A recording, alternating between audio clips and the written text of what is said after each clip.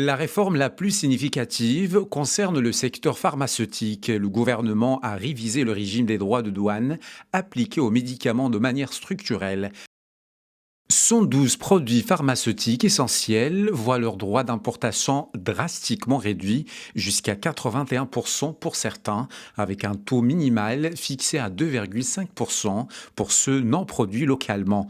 Cette réforme s'inscrit dans une stratégie visant à alléger le coût des traitements pour les patients tout en renforçant la disponibilité des produits médicaux dans le circuit national. L'exonération de la TVA à l'importation s'applique également aux produits sanguins et dérivés indispensables aux soins. La LF 2026 ajuste aussi les droits sur certains produits phytosanitaires, en particulier les acaricides, nématicides et molluscicides, essentiels à la protection des cultures.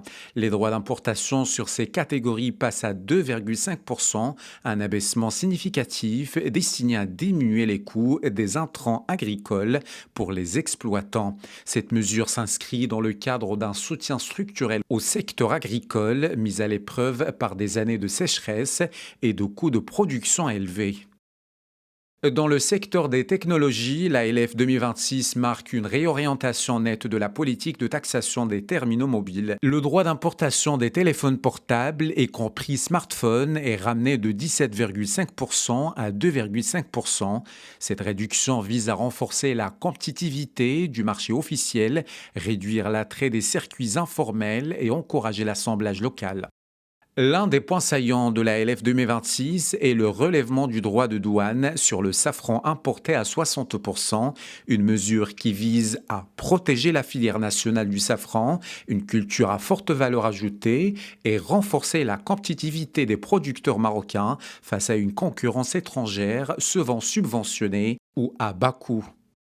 La LF 2026 propose également un droit d'importation de 17,5% sur les dispositifs de dépistage rapide, un ajustement qui répond à la volonté de soutenir et protéger les chaînes de valeur locales dans les équipements de santé tout en encadrant l'accès à ces technologies critiques. Le marquage fiscal des carburants stratégiques est reporté à 2028 afin d'assurer une mise en place progressive et maîtrisée de ces dispositifs antifraude.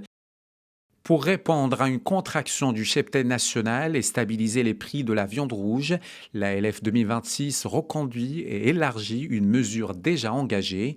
La suspension des droits d'importation et de la TVA est étendue à l'importation de 300 000 bovins vivants et 10 000 camélidés entre le 1er janvier et le 31 décembre 2026.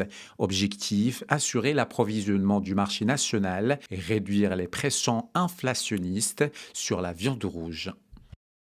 La loi de finances 2026 au Maroc se distingue par un ensemble de mesures douanières sélectives visant à optimiser les coûts d'accès à des biens essentiels, médicaments, intrants agricoles, technologies, à protéger des filières stratégiques et à réorienter la régulation du commerce international vers une meilleure traçabilité et transparence. Le succès de ces mesures dépendra de leur mise en œuvre effective et de la capacité à traduire ces ajustements dans les prix finaux pour les citoyens et les acteurs économiques.